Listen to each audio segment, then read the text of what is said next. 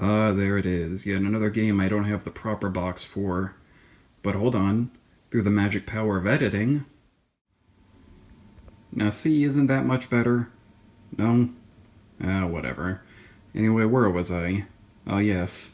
There it is. Arguably the best Terminator game. And well, I say this because most of them are crap. To my knowledge, the only other good ones are the arcade game and Terminator Resistance, both of which I have not played yet, so I cannot really comment on them. So then if most games in this series are crap, that leaves us with the question of, is this one good because it simply is competent, or does it go above and beyond? Well, to start off with, we have the story, which is a straight-up retelling of the first movie, but through Kyle Reese's perspective. And because of this, we actually see some stuff that wasn't originally in the movie, which is his assault on the Skynet base and showing how he managed to get back to the past. Plus, this game has the added bonus, since it's on Sega CD, it actually is able to use, actual clips from the movie itself. Which I know nowadays would be probably ridiculed for being so small and crappy, but I mean, for 1993, this probably would have blew the socks off of the people playing it. The simple ability of a video game console being able to play a movie,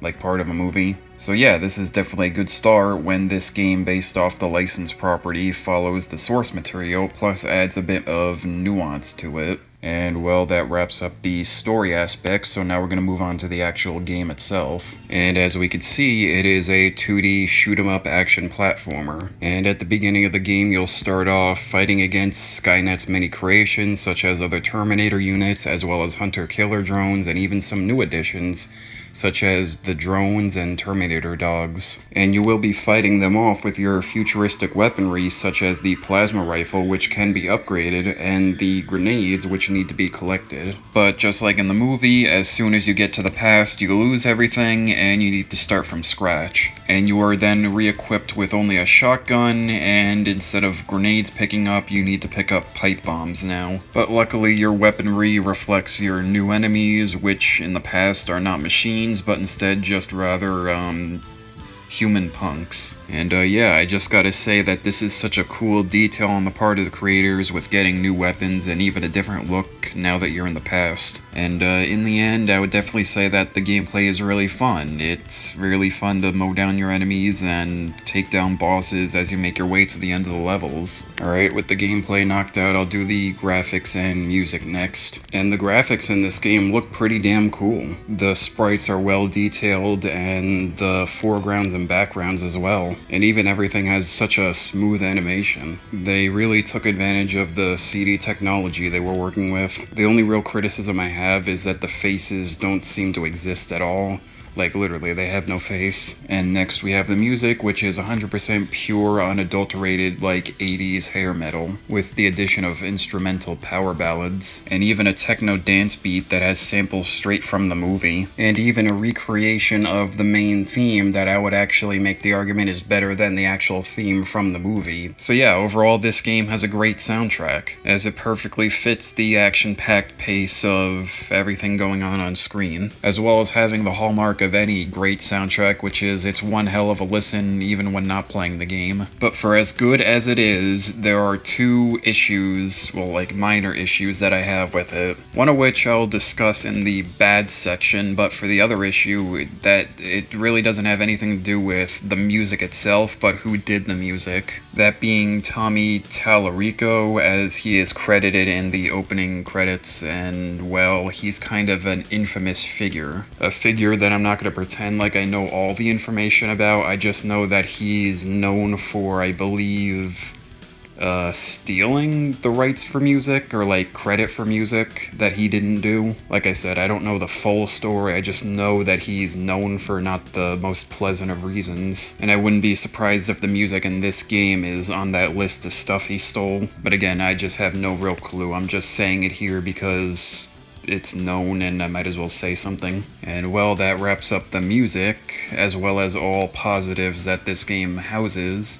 So now it's time to move on to all the negatives that this game has, which I have chalked up to 5 issues. 3 minor and 2 major. We'll start off with the minor things, which for this category there's only one true complaint, which is the controls and them being a bit flimsy. Mainly with your aiming, since you can't aim in all 8 directions, or when you're on ladders or stairs, you can only aim like in diagonal directions, and that's really annoying when you try to hit stuff above or below you, especially when they're the little targets like the turrets or the light posts, light fixtures or whatever. But again, not that big of an annoyance. Now we have the second minor issue, which is just more funny than bad, which is the fact that the past levels are just hilariously make no sense, because in them, instead of Kyle fighting against the police like he did in the film, he's fighting against a bunch of punks, and it's really just extra funny when you realize how many people he's killing in the name of saving humanity while killing it at the same time. Like, I actually want to say that he kills more people in this one game than all the Terminators did in all the films combined. But again, I guess this one makes sense because you don't want your hero of the game to be fighting and killing police officers like the Terminator did in the movie. And speaking of the police, the last minor issue I have is just as, if not more comical than the last, which is the music for the police station. And that is because of just how over-the-top goofy it is. It's just such a huge juxtaposition from what happens in the movie. Like, I know in the game it's just more punks that you have to take down, as well as the Terminator coming in to get you. But it's just like, imagine if this music was played over the film, like this scene in the film. I'll be back.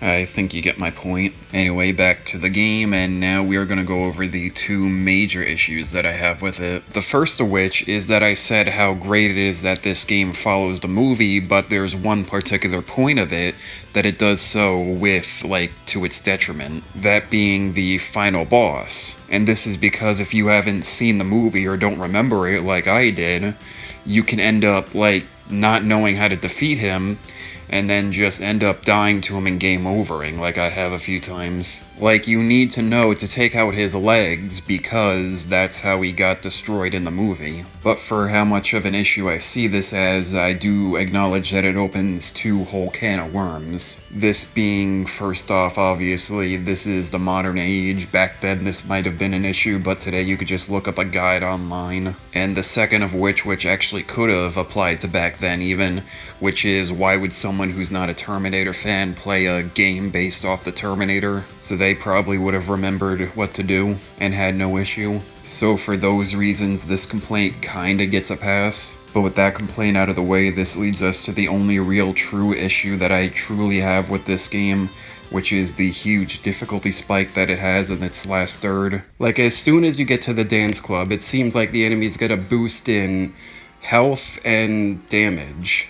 And it seemed much more aggressive, like they shoot faster. Plus the addition of environmental hazards like the electric stuff, or the spotlights that you have to shoot down, or the turrets, especially the turrets, as well as the Terminator himself actually appearing within the levels that you have to take him down in order to progress. And trust me, it's not easy. But where this really applies to is the game's final 2 levels in the Foundry, with this level really screwing you over because it has life-sucking enemies and so many insta-death pits. And not to mention other environmental hazards like metal dropping on top of your head, or needing to take leaps of faith, needing to make timed jumps or tightrope jumps, or just dealing with bullshit turrets. Like, this is so bad that it honestly feels like the entire game you're just building yourself up for these final 2 levels.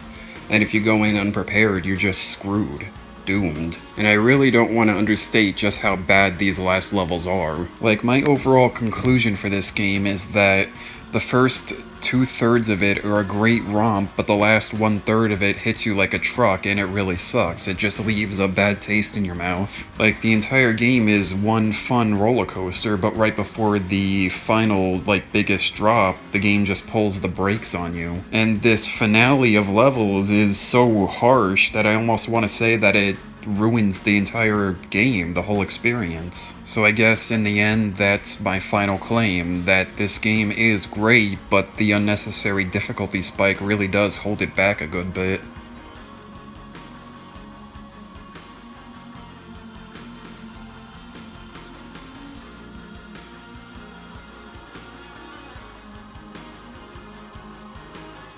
Really sucks that this game went so far downhill at the end, but hey, that's just how it is.